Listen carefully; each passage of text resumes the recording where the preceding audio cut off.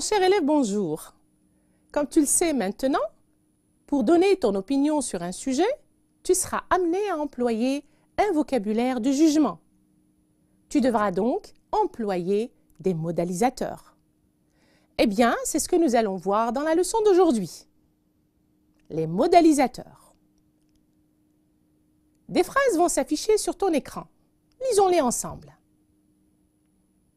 La bataille d'Alger est un film algérien. Personnellement, je pense que la bataille d'Alger est l'un des meilleurs films algériens. Dans quelle phrase exprime-t-on un avis personnel, c'est-à-dire ce que pense la personne qui parle? Évidemment, dans la deuxième phrase. Tu auras remarqué donc que dans la première phrase, qui est un énoncé neutre, un énoncé objectif, il n'y a aucune marque de l'avis de celui qui parle.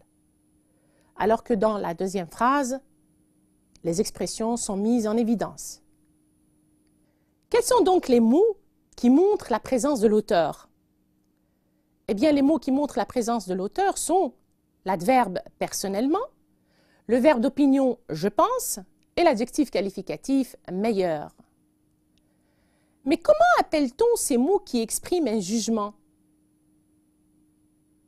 Ces mots qui expriment un jugement personnel sont des modalisateurs. Ils expriment la subjectivité. Ce vocabulaire est-il valorisant ou dévalorisant? C'est-à-dire, est-ce que c'est un vocabulaire positif ou un vocabulaire négatif? Bien entendu que c'est un vocabulaire valorisant. À travers l'adjectif « meilleur », nous avons un vocabulaire mélioratif qui exprime ce qui est positif.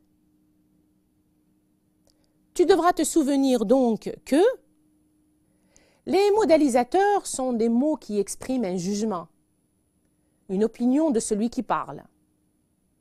Ça peut être un vocabulaire valorisant, c'est-à-dire mélioratif ou positif, qui donne une image positive de ce qui désigne.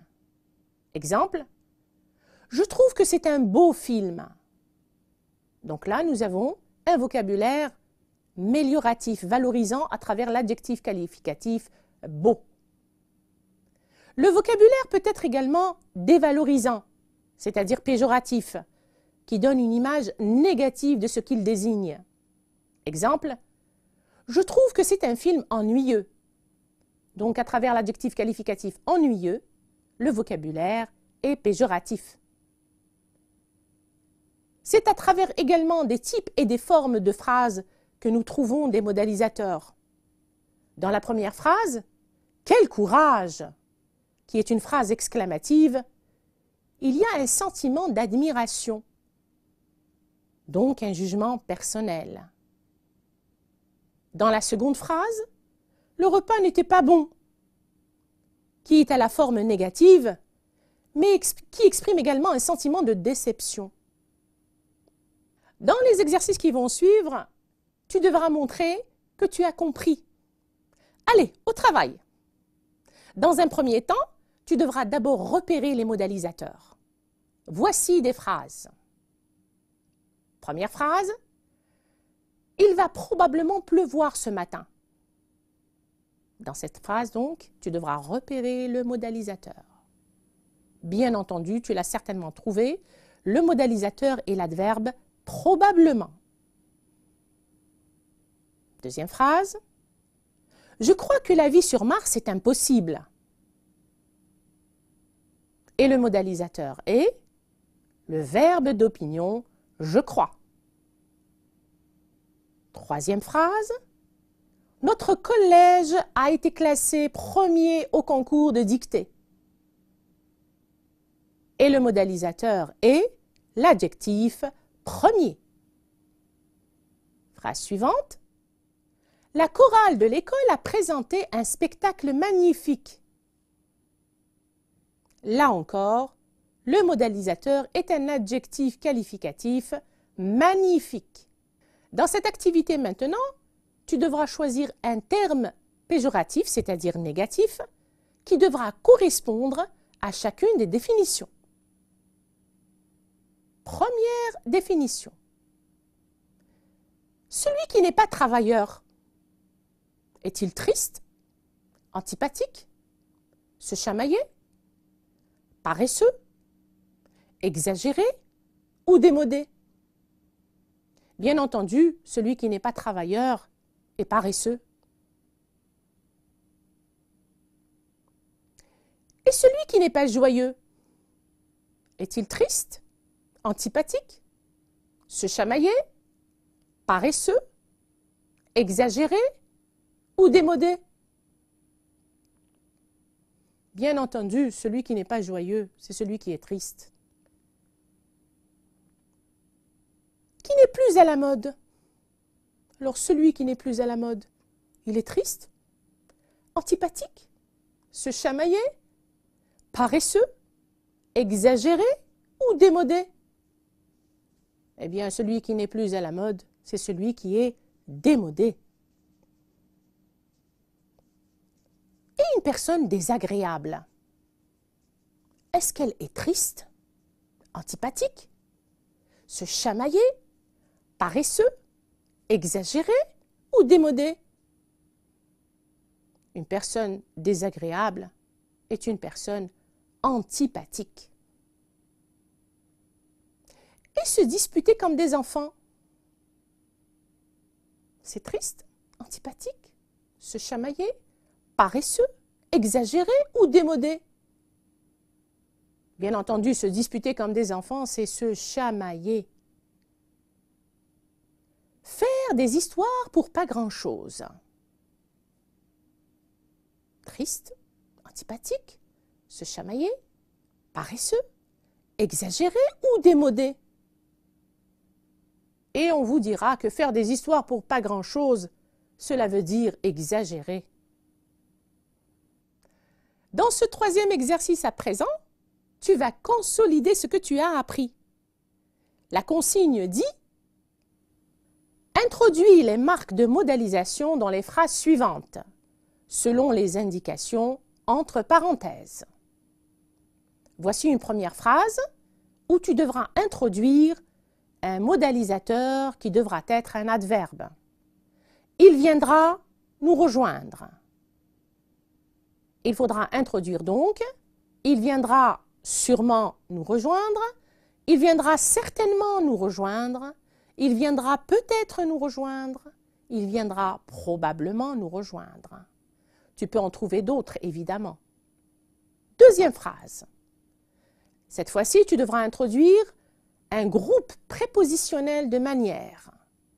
J'attends les résultats du brevet.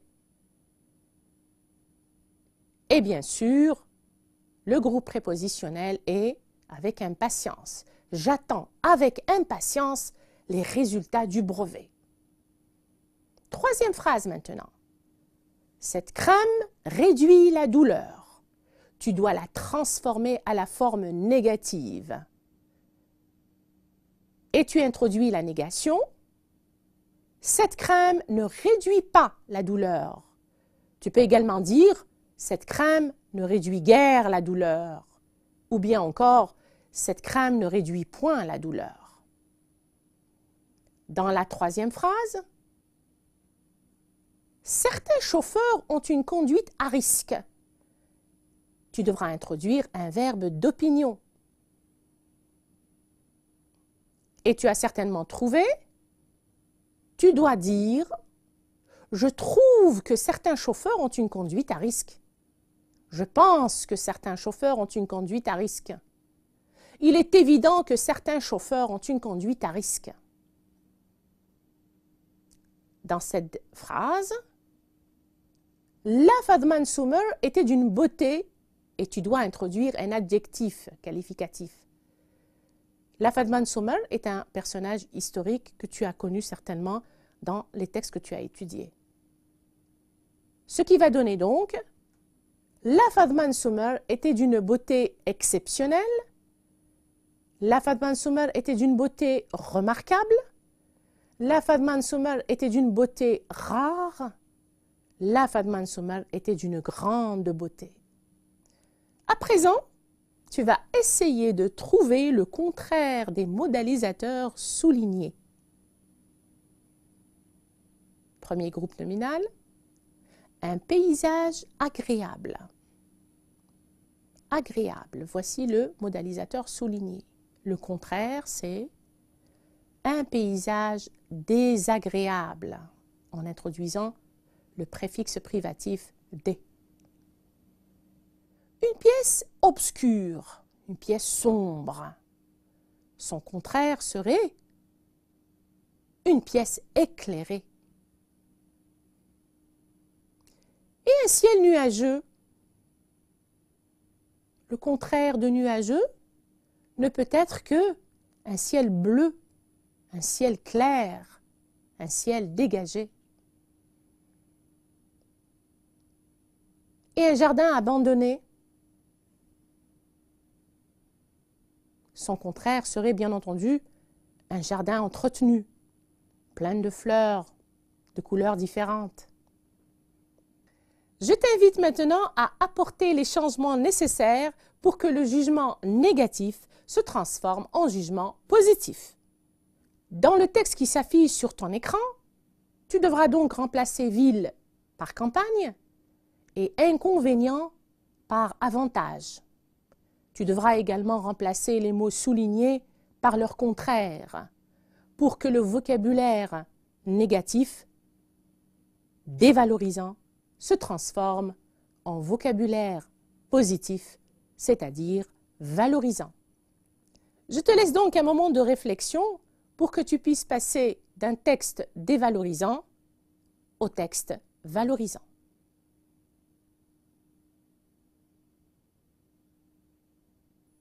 Voici donc le texte que tu aurais dû obtenir. Vivre à la campagne a beaucoup d'avantages. La vie est paisible, calme, l'air est pur et la vie est moins chère qu'en ville. Il y a peu de voitures, donc il n'y a pas d'embouteillage. Vivre à la campagne, c'est le paradis. Mon cher élève, cette leçon est à présent terminée. Je te remercie de ton attention et te donne rendez-vous au prochain cours. D'ici là, je te dis à bientôt.